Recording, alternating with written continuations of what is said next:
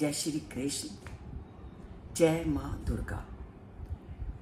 राक्षसों के अत्याचारों से पीड़ित देवता लोग ब्रह्मा विष्णु महेश के पास गए और अपने मन के व्यथा को उन्होंने ब्रह्मा विष्णु महेश जी के सामने बताया और बताया कि राक्षसों से पीड़ित होकर जो देवता लोग हैं वो भी अपना स्थान छोड़कर कहीं और चले गए हैं।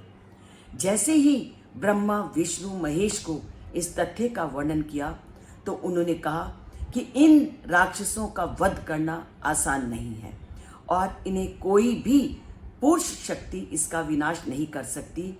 इन्हें केवल एक नारी शक्ति ही इनका विनाश कर सकती है। तो उन्होंने इसका समाधान खोजते हुए एक आदि शक्ति की रचना की जिसने उस राक्षसों से देवताओं को बचाया।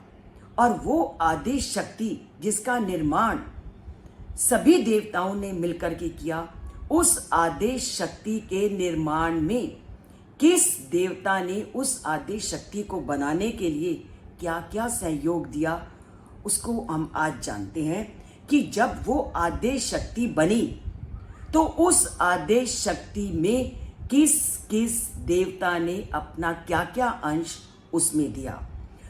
तो भगवान शिवजी जी ने उस आदेश शक्ति को बनाने में उनके मुख को बनाया, विष्णु जी ने तेज से युक्त उनकी भुजाओं का निर्माण किया और ब्रह्मा जी ने उनके चरणों का निर्माण किया और यमराज जी ने उनके मस्तक और केश का निर्माण किया। इसी प्रकार चंद्रमा ने और इंद्र ने उनके शरीर के ऊपर के अंश तथा कमर का निर्माण किया और वरुण ने उनको जंघाएं बनाई और पृथ्वी के तेज से उनके नितंबों का निर्माण हुआ और सूर्य के तेज से उनके पैरों की दोनों उंगलियों का निर्माण हुआ। और प्रजापति ने क्या दिया? प्रजापति ने उनको सुंदर दांत दिए। तो जिस माँ दुर्गा के निर्माण में, जो कि आद्य शक्ति के रूप में प्रसिद्ध हैं, सभी देवताओं का अमूल्य योग है, तो उस माँ के अंदर कितनी दिव्य शक्ति उत्पन्न हुई होगी, क्योंकि वही एक ऐसी दिव्य शक्ति थी जो देवताओं को उन दैत्यों से बचा सकती थी। तो इस प्रकार सभी देवताओं ने अपनी अपनी विशेष शक्ति के माध्यम से माँ दुर्गा के आदेश शक्ति के रूप की रचना की। अब आप क्या देखते हो कि जब भी माँ दुर्गा की कोई भी फोटो आपके सामने आती है तो उस माँ दुर्गा के अष्ट हाथ बनाए गए हैं और उनके 8 हाथों में कोई ना कोई औजार होते हैं। तो देवताओं ने क्या सोचा कि बिना अस्त्र शस्त्र के माँ दैत्यों का विनाश नहीं कर सकती, तो सभी देवताओं ने सोच करके उस माँ को अनेक प्रकार के अस्त्र शस्त्र भी प्रदान किए। तो माँ को किस देवता ने अस्त्र शस्त्र प्रदान किए उसको भी हम जानते हैं। माँ के हाथ में जो त्रिशूल है वो त्रिशूल दिया शिवजी जी ने और उनके एक हाथ में चक्र सुशोभित है और चक्र मिला उन्हें विष्णु जी से।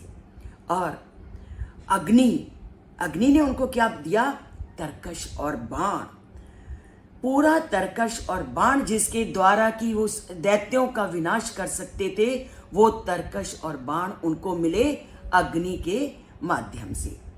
और उनके एक हन में शंख होता है और वो शंख दिया वरुण देवता ने। और गले में उनके स्फटिक मणियों की माला होती है और वो माला उनको प्रदान की प्रजापति ने। और लक्ष्मी जी ने क्या प्रदान किया? लक्ष्मी जी ने उनको प्रदान किया कमल का फूल। और इंद्र देवता ने वज्र और शेष नाग ने मणियों से सुशोभित नाग दिया और वरुण ने तेज तीर और धनुष और ब्रह्मा जी ने उन्हें चारों वेदों का ज्ञान दिया क्योंकि बिना ज्ञान के भी ये अस्त्र शस्त्र का प्रयोग कोई नहीं कर सकता। अस्त्र शस्त्र बहुत लोगों के पास होते हैं, पर उनका वो कैसे प्रयोग करते हैं जब उनका ज्ञान नहीं होता, वो हम आज के जीवन में भी देखते हैं कि अस्त्र शस्त्र सबके पास हैं, पर उनका प्रयोग कहाँ उचित है कहाँ अनुचित है वो व्यक्ति तभी जान सकता है जब उनके पास ज्ञान होता है। तो उस माँ दुर्गा को ज्ञान प्रदान किया ब्रह्मा जी ने, क्योंकि जब व्यक्ति के पास ज्ञान होता है तभी वह अपनी शक्तियों का, तभी वह अपने शस्त्रों का सुचारू रूप से प्रयोग कर सकते हैं। आज हम समाज में क्या देखते हैं, ज्ञान के अभाव में अस्त्र शस्त्र बहुत सारे लोग रख लेते हैं, पर ज्ञान का अभाव होने के कारण वह बिना सोचे समझे उन अस्त्रों का प्रयोग करते हैं। जब अब बिना ज्ञान के अस्त्रों का प्रयोग करते हैं तो विनाश और संहार ही धरती पर होता है। इसलिए अस्त्र शस्त्रों के प्रयोग के लिए ज्ञान का होना अनिवार्य है। और कोई ना कोई वाहन की भी आवश्यकता होती है। जब व्यक्ति को किसी के साथ युद्ध करना होता है तो उस वाहन को किसने प्रदान किया? उस वाहन को प्रदान किया हिमालय पर्वत ने। हिमालय पर्वत ने उनको सिंह का सवारी दी, जिस पर बैठ करके मां दुर्गा ने राक्षसों का विनाश किया। तो ये था उस मां दुर्गा का आद्य स्वरूप। वो आद्य स्वरूप कैसे बना और उनको ये शक्तियां, ये अस्त्र शस्त्र कैसे मिले, आपने जाना। और आज मां का चौथा नवरात्र है और चौथा नवरात्रे वाले दिन मां दुर्गा के कुष्मांडा रूप की पूजा की जाती है।